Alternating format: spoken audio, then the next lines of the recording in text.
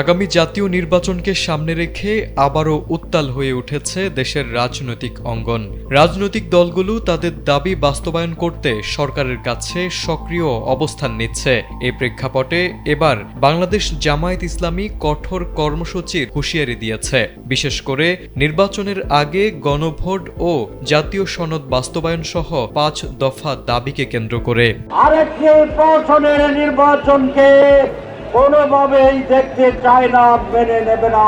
জামায়াত ইসলামীর সেক্রেটারি মিয়া গোলাম পরোয়ার বৃহস্পতিবার জানান, আগামী ১১ নভেম্বরের মধ্যে তাদের ৫ দফা দাবি মানা না হলে কঠোর কর্মসূচি গ্রহণ করা হবে। এ সময় তিনি হুঁশিয়ারি দিয়ে বলেন, ৫ দফা দাবি পূরণ না হলে ঢাকার চিত্র ভিন্ন হয়ে যাবে। আমাদের এই ৫ দফা দাবি মেনে নিয়ে জুলাই সনদের এই গণ আকাঙ্ক্ষার প্রতি সম্মান প্রদর্শন করুন, তা না হলে ১১ তারিখে রাজধানী ঢাকার চিত্র ভিন্ন হবে ইনশাআল্লাহ।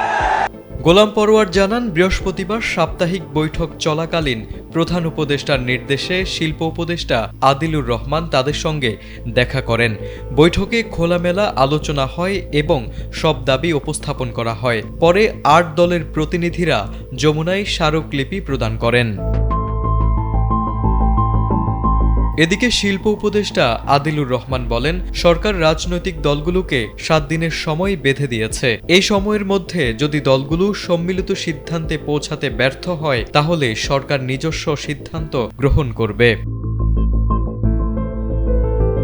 জামায়াতে ইসলামীর দাবিগুলো হল নির্বাচনের আগে গণভোট ও জাতীয় সনদ বাস্তবায়ন, অন্তর্বর্তী সরকারের মেয়াদ, রাজনৈতিক হয়রানি ও গ্রেপ্তার বন্ধ, নির্বাচনে সব দলের সমান সুযোগ নিশ্চিত করা, ধর্মীয় স্বাধীনতা নিশ্চিত করা এবং রাজনৈতিক সংগঠনের কার্যক্রমে বাধাহীনতা নিশ্চিত করা।